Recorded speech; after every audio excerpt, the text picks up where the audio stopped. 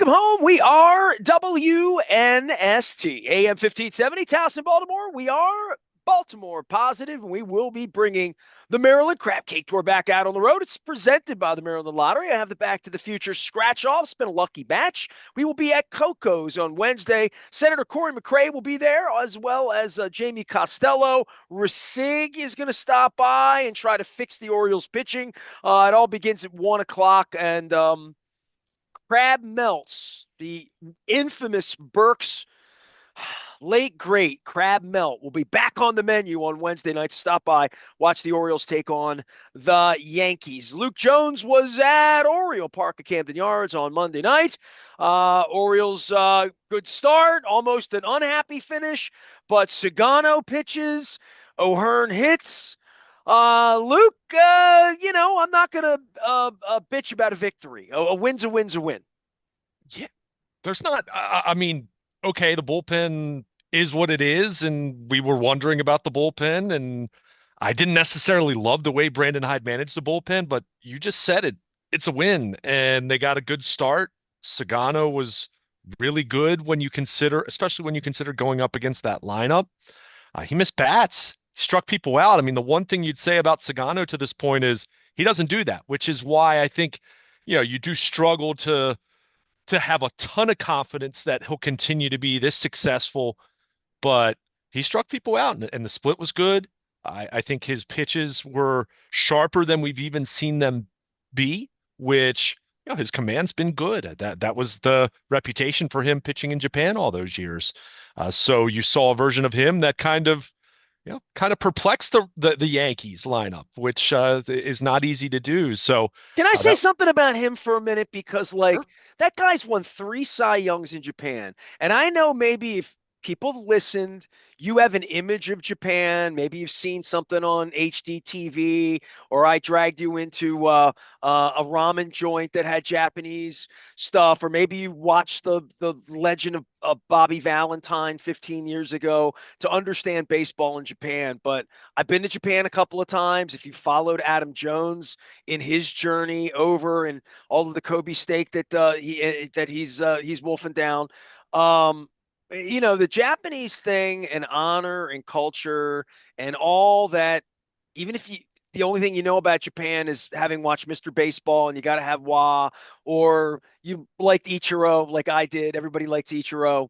But I mean, I've experienced it. I've spent time over there. I've never gone to a baseball game. It's on my bucket list.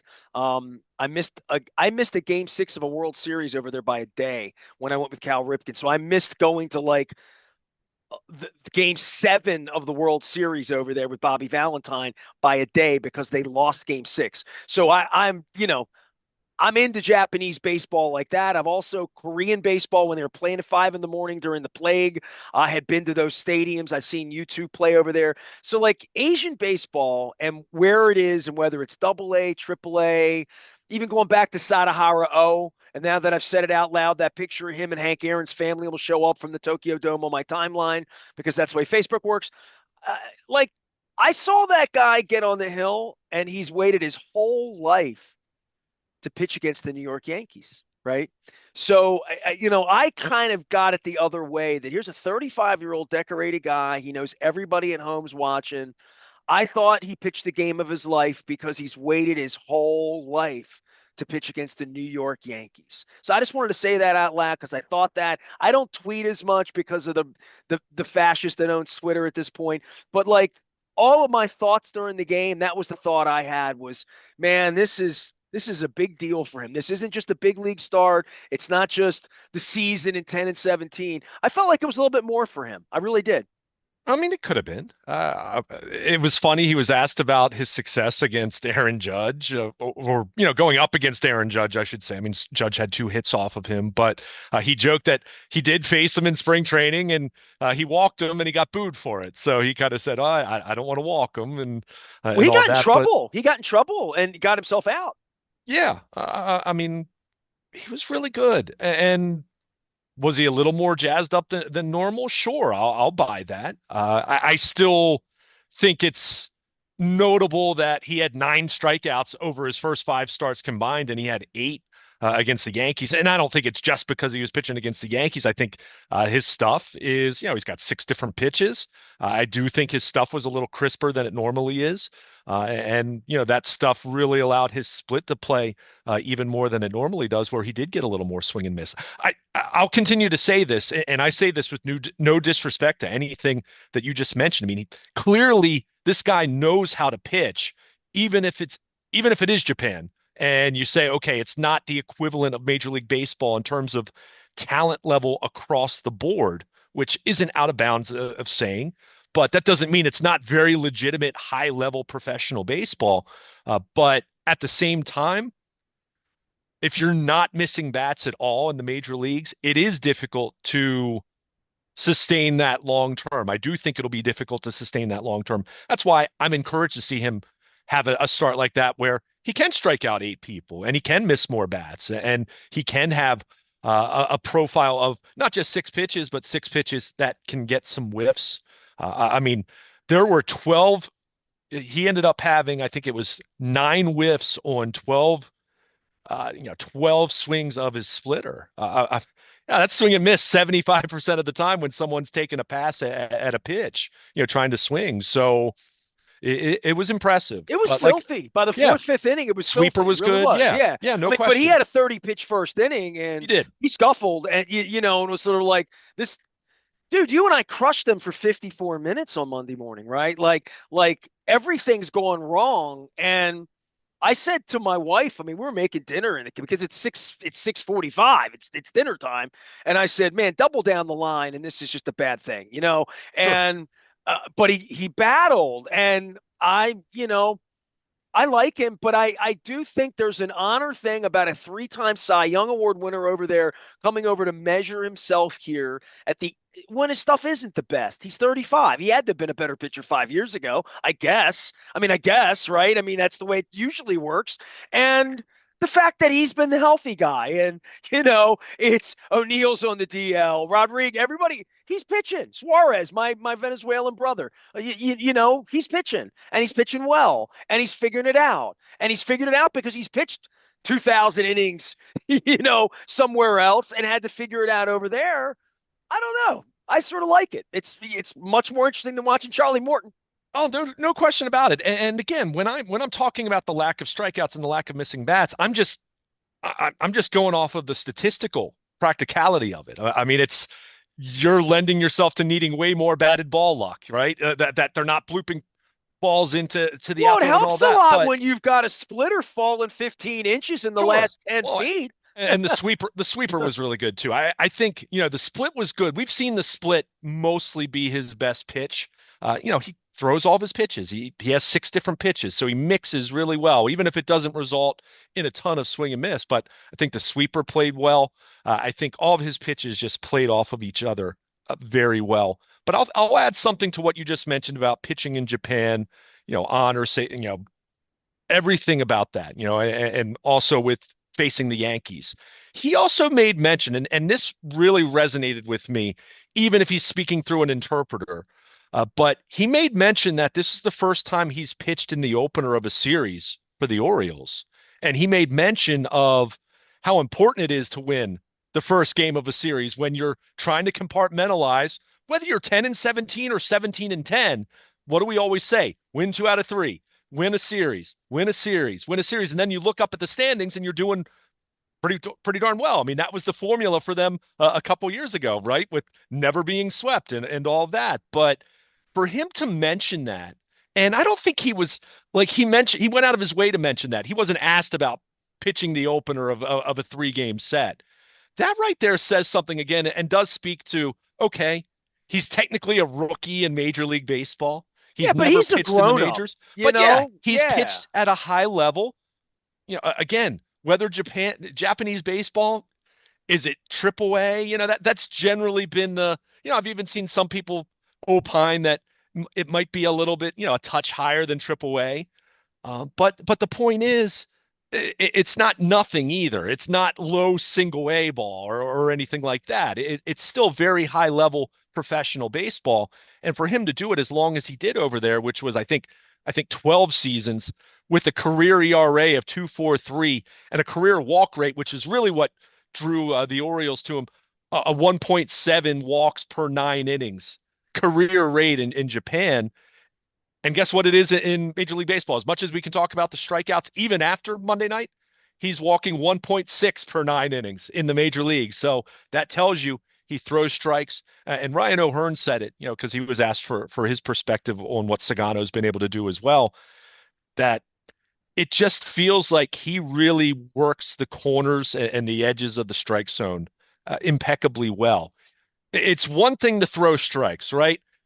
And this is the difference between command and control. A poor control pitcher is walking a bunch of people.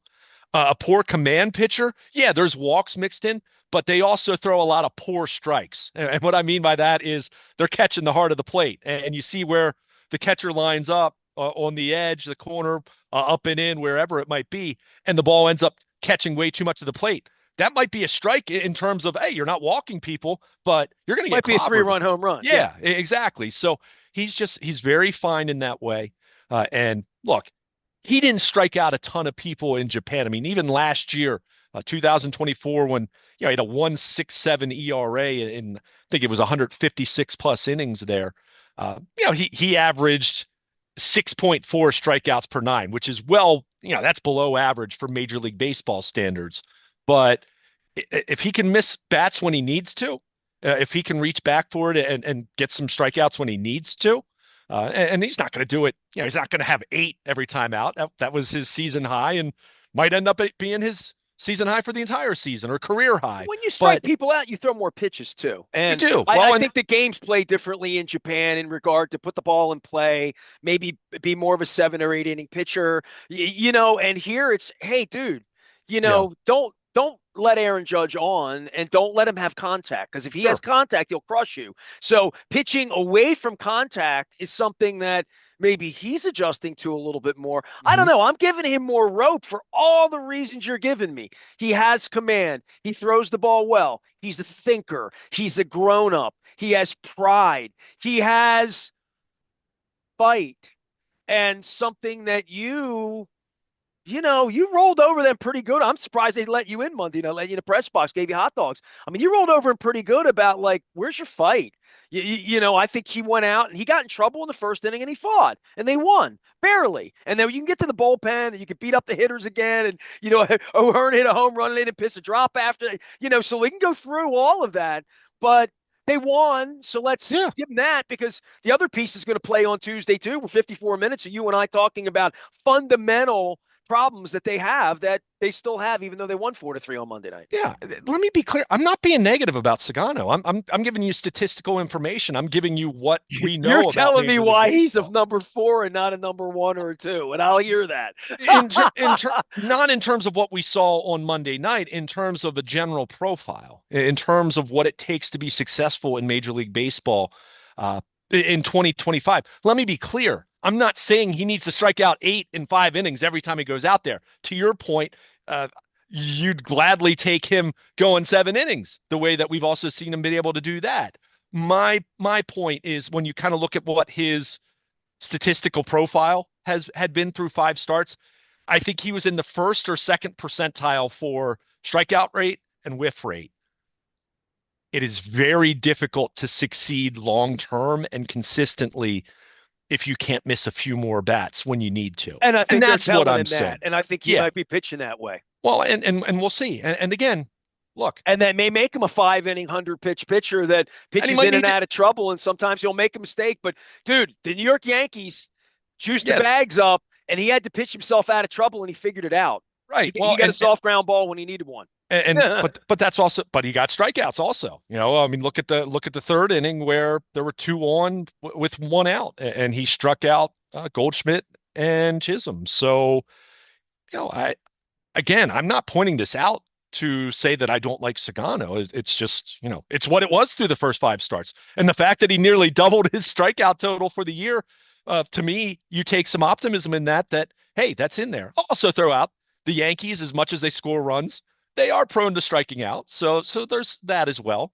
But he's, man, for all their problems, for as big of duds as not just Charlie Morton, but now Gary Sanchez is on the IL. And Tyler O'Neill's, even though Tyler O'Neill being on the IL, everyone should have expected at least a couple stints, regardless of how he was going to perform, because that's just who he's been. But you look at the players they've signed and acquired in the offseason.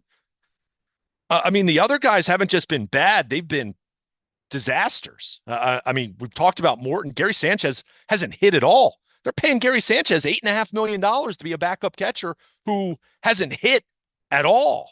So, and now, granted, maybe the wrist has been a reason why, and he's on the IL, and we'll see if How he about gets right. Westberg out now But too, right? well, we'll get to him. But I was just talking specifically about the guys that they added in the offseason.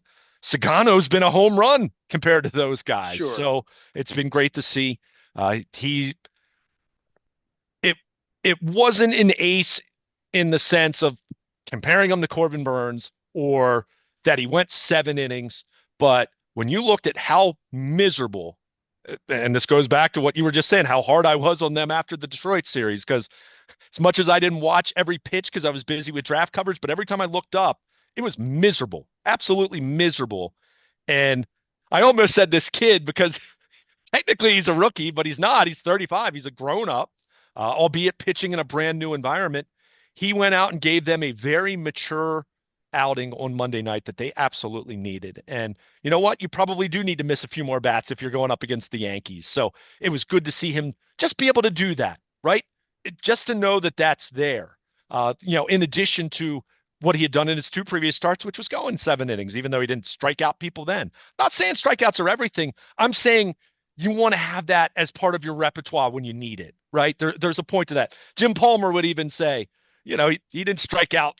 That wasn't an era where you're striking out a batter per inning, but when he needed to reach back and give a little extra with that high fastball, that Palmer, part of his repertoire that made him a Hall of Fame pitcher, he was able to do that. So that's the point I'm making about the strikeouts. Not that he needs to, suddenly be averaging a strikeout per inning, because no, he's not going to be that guy. But again, when you're going up against the Yankees, you're going to need that a little bit because in case we haven't noticed, pretty good lineup you're facing there. So for him to shut them out even over 5, and yeah, the pitch count got up there a little bit. Still really, really impressive. I'll shut the door on this by just saying that I'm smiling and laughing a little bit if you're watching on the webcam, um, because I'm thinking like if you had to pitch him in the playoffs, you'd be okay. And I'm thinking to myself, they're so far from the playoffs, and I'm thinking we've done this for 35 years here. We haven't talked about playoff starts and playoff pitchers and all that. And when the team's 11 and 17, you worry about every single facet of this. And you and I did soup the nuts on Monday. Just to recap Monday's game in a general sense, the bullpen, how it's managed, the fact that they didn't hit the ball again after the second inning or third inning.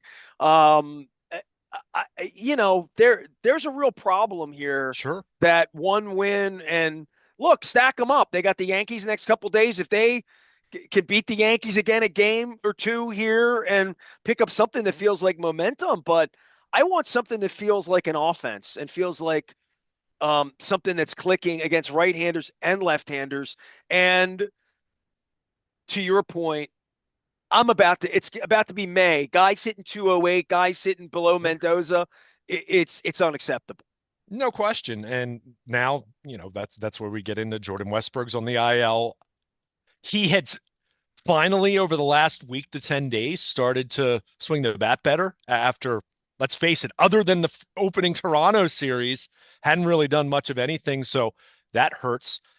Gary Sanchez is on the IL, but he's done nothing offensively. So that's, kind of irrelevant to what we've seen, not irrelevant to expectations, of course. But yeah, I mean, this is why I've been much harder on the offense, because part of my whole point, Sugano being the exception, has been we kind of feared not that Charlie Morton would have a 10.5 ERA, because I think even if you thought he might be washed, I thought that would look like a 6 ERA, right? I thought that'd look like 6.5, maybe 7.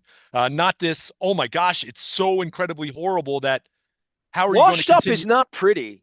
You Well, know, in but any sport, it's in also any not game over binary all my the time. lifetime, Yeah, but when it falls off the shelf, it does. It It just can, does. but it's not always Hats off like to all that. these guys that walk away before it gets like this. I know, This is but not it a fun way to walk away, even if you're getting 50. Maybe it is fun if you're getting but 15 there were million, no but projection systems that were predicting him to have a 10 ERA. And as I pointed out to you the last time we talked about Charlie Morton, go look at his September with the Braves. I'm not saying it was great, but it was better than it was in July and August. So, you know, and I don't want to waste too much time talking about Charlie Morton because I mean, Kyle Gibson's going to make his debut tonight. We'll see how he looks. After a few starts down at AAA Norfolk. But point is, with all of this, if a month ago when we were watching the Orioles in Toronto, and you had told me they were 11 and 17, I'd say, okay, well the rotation's really bad. But if you had told me that the offense would be what it is, I'd say that's completely unacceptable. Charlie Morton's 41, right? The Orioles kind of get what they deserve, right? Running the risk that he could be washed up. Dean Kramer has historically been a slow starter. This is a little more extreme. Cade Povich is what he is, right? I mean, and then Eflin's hurt. Grayson Rodriguez is hurt. Uh, Suarez hurt. the Keep right. I mean, going. the rotate. Kittredge hurt. You know, Chase McDermott, Trevor Rogers, guys that were, Perez, no yeah, good. yeah. Well, I'm trying to stick to the Well, rotation yeah, though. yeah, I got But you. I'm just but giving you you look at this innings. all. But you look at this offense, and again, this is why I said, as I get it, the starting rotation is awful, but you can't, as an entire collective unit, as a collective club, just allow that black hole to just suck everything else up too. And you just say, well, woe is me, whatever, right? We're not going to win anyway. Meanwhile, they've lost plenty of games where the pitching actually wasn't that bad of a disaster, where they had a chance to win. I mean, on Monday night with O'Hearn's 3-run homer, it's the first time they've scored more than 3 runs since the Saturday of the Cincinnati series. They went over a week before scoring more than 3 runs in a game. I mean, you're not doing anything with an offense like that. So it's challenging because you were already missing Cowser and now Westberg's out with the hamstring. It doesn't sound like they think it's going to be an extended, prolonged absence, but it's a hamstring. You never know, right? I mean, you want to make sure that he doesn't, you know, pop it again when he's running for the first time here when he tries to jog or run in the coming days. Well, nothing So derails a young career like an injury. Rutschman last summer being a great example of that, right? Well, and even Westberg. I mean, look at it. He had an all-star season last year, and the second half was ruined by a fastball in the hand. I feel for him because I think we saw the first half of last year what kind of player he can be, and because of injuries, he just hasn't been able to be that guy since then. Mainly, not being able to be on the field. So, and even this month, I mean, before the hamstring, he was dealing with stuff going back to spring training. They gave him the day off the finale in Toronto after he hit 2 home runs on that in that Saturday game. Speaks to how banged up he's been. So maybe this can be a blessing in disguise that you shut him down for 2 weeks, 3 weeks, get him back, and maybe you get the Jordan Westberg that you saw in the first half of last season. Because yeah, O'Hearn aside, well, his 3-run homer aside, which by the way, as much as we've been giving love to Cedric Mullins, go look at Ryan O'Hearn's numbers. He's having a good year. We could talk about Rutschman and Gunnar Henderson and Jackson Holliday and Heston Kjerstad and Ryan Mountcastle, who's been woeful at the plate, without not hitting for any power whatsoever. Ryan O'Hearn continues to be a great story. Now, going on 3 seasons now for the Orioles. So But he was a as pedigree guy, right? He he was a first was, round but pick. he never figured it out in Kansas City. I mean, and it's not as though they gave up on him after a year. I mean, this is a guy that's, he's not a young man. Well, He's and he's this a would vet. be where they are with every name you gave me. Cowser, Henderson aside, because I mean, we all think he's special, but Holiday, Cowser, Westberg, Rutschman, all these guys that have had a turn on and a turn off. And I know I talked about Wieters the other day and what Markakis wound up being and what name any Adam Lowen, name any Yeah, first round pick, he wound up being an outfielder. I would just say it's hard to do. And for that sure. whole generation of Jeffrey Hammonds and Mark Smith and all those first round draft picks that never made it or barely made it or hung around for a minute or two or whatever, this whole thing of old guys like me and you and everyone else that's watched baseball, if your dad was alive, my dad was alive, they'd be listening to Lock and Forward down on the fan, him yelling about six number one picks and how awful you'd have to be and how they're all not going to the Hall of Fame and they're all not going to be Mickey Mantle. And a couple of them are going to be BJ Suroff, a couple of them are going to be Matt Wieters, a couple of them are going to flame out. Maybe one of them goes to the Hall of Fame if you get lucky, right? I that's where they are. And all of this is to say Ryan O'Hearn's that guy that has panned out for them. And this notion that all of these guys here are going to pan out here, the jury's out. And I think we all want to believe in the better angels of Colton Cowser's going to be an all-star and Westberg's going to be an Yeah. all-star and Holliday's going to be a Hall of Famer and Henderson's going to be a Hall of Famer and Rutschman's got to be a Hall of Famer because he's a 1-1, right? Well, here we are. Here we are. And then they got to stay healthy as much as anything and get on the Yeah. field. Well, it's funny because you just mentioned Jeffrey Hammonds. I mean, I think about him and he's a really talented player. He can never stay healthy. I mean, that was kind of the story of his career. I mean, he ended up having a fairly long career relative to how much injuries decimated. I saw him in an all-star game later in his life. He was like a Rocky or a Yeah, Brewer. He was somewhere else, but he it's like he made the 2010. all-star game. I'm trying to think what year that was. Yeah, I I mean, mean, I ran into him because I knew Jeff well. He's a good man, Jersey guy, really good fellow, and five-tool guy. I it mean, was totally, it yeah. was the year 2000. So it was a couple years after the Orioles had dealt him to what? Cincinnati, I guess. What, they traded him for Willie Green, wasn't it? Wasn't that the deal? I have no Yeah. idea. It I mean, wasn't at that Eric point, Davis, yeah, at and that he point, didn't every turn into Eric Davis. but So but there's a perfect example, and you're right. I mean, health is a big part of this. I mean, you mentioned Jordan Westberg. Jordan Westberg has been an all-star, and then since then he's had the broken hand and was banged up in spring training and is banged up now and on the IL. And that's it's not to say that that's going to be who he is for the rest of his career, but yeah, health is a big part of it. And this is where we go kind of come back full circle talking about this team in general. Look, even me, I am down on them. I'm down on them across the board right now. And that doesn't mean that I'm saying that all these picks are busts or that Mike Elias is an idiot or that Brandon Hyde doesn't know what he's doing. But my point is they're all accountable for whatever this is right now, which has been terrible baseball to start the year. But O'Hearn and me, Mullins and Sugano and maybe Baker, right? you Like know, literally, those are the guys. Felix Batista's, yeah, Batista had a, look at his ninth inning. I mean, that Right. was in a one-run game. That was encouraging to see. But overall, yeah, there are far That's it. fewer guys that you would say are fine or doing their job than the ones who aren't right now. But we also can't lose the plot. And as much as yes, I will continue to take their offense to task because that's supposed to be their strength. You still look at this pragmatically, realistically, and say, look at their injured list right now and look at their starting pitching. And more specifically than the starting pitching, look at Charlie Morton specifically. Charlie, they've lost every time he's pitched. If you replace him with just someone that was average and you won half of those. So let's say instead of being 0-6, you were 3-3. What would their record be right now? 500.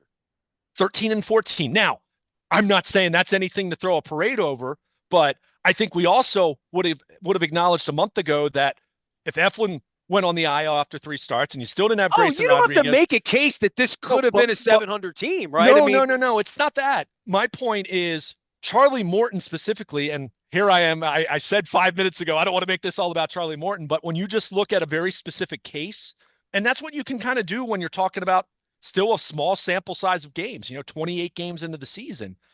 But if you take him away and replace him with just the league average starter, this team's closer to 500 just with that, even with all their other problems. So when you look at it through that lens, it is still early. There is a path for them to get back in it. I'm not saying that it's even the most likely path right now because it's not based on the fact that other than Gibson and I will mention Zach Eflin's going to throw a bullpen, today. So that's good to see. So that tells you he's getting closer, not imminent, but closer. But they're going to have these warts. I mean, they just are. I said to you like 3 weeks ago when Eflin went on the IL. To me, at that point, it's like the best you can realistically ask for right now is probably for them to tread water and to kind of just hover around 500. And they haven't been able to do that. Let's be clear. If they can at least do that and take 2 out of 3 from the Yankees, take 2 out of 3 this weekend, get yourself to a point where you're not 7 under 500, get back to 3 or 4 games under 500 over the next week. And then, you kind of piece it together that way, one game at a time, to borrow the cliche. That's how you stay in this race. And then you start getting some pitchers back, you hope. You really hope you don't have any more injuries because, again, next man up's a t-shirt after a while. It just doesn't apply after a while because not everyone is going to have that kind of depth. I mean, you're just not. But that's how they have to approach it. You can't fix 10 and 17 or 11 and 17 in one night. And I think part of the problem for this team, and it might speak to the leadership and the lack of adults, grown-ups in the room, guys who've been through it, is I think you have guys going up to the plate and going out there trying to do that, and you can't do it that way. It's the old Mike Flanagan. I think it was Mike Flanagan who said it, right? Try easier. Or maybe Ray Miller told him that at some point in time. Try easier. But because you're not going to make this, you're not going to fix all this in one at bat or one inning. So you can't have that approach that you're going to go out there and try to do too much. Well, a game of inches, and you were Yogi burying me on Monday. The O'Hearn one hit, right? One hit, Needed it. needed it. 3-run home run that won the game for them in the end. Luke Jones will be back at Oriole Park at Camden Yards on Tuesday and Wednesday and Friday, and probably not Saturday, but probably on Sunday. All week long, the Royals will be in this weekend. The Yankees are in this week. We will be at Coco's Pub on Wednesday afternoon doing what we call the Maryland Crab Cake Tour. It is presented by our friends at the Maryland Lottery. I will have the Back to the Future $10,000 chance. Man, one day I want to give one of these away and have somebody win like a jackpot. I've seen people win $100 and they do want to hug me when that happens. They also want me to cash it out, and I'm not responsible for that. So I just give them out. I can also provide the my MD Lottery app where you should be scanning and second chancing all of these things. So I tell people about that. But I'm going to second chance a crab cake and a crab melt. They tell me they're going to change burger night to crab melt night on Wednesday night. So one of my favorite things in life was the Burke's crab melt and the Coco's crab meat with the extra sharp cheddar cheese on the Bay's English muffin. I think it's going to be a very, very good night on Wednesday night, no matter who pitches or how they pitch for the Orioles. Luke's at the ballpark. He's Baltimore Luke. I am Nestor. We are WNST, AM 1570. Towson, Baltimore. We never stop talking. Baltimore positive.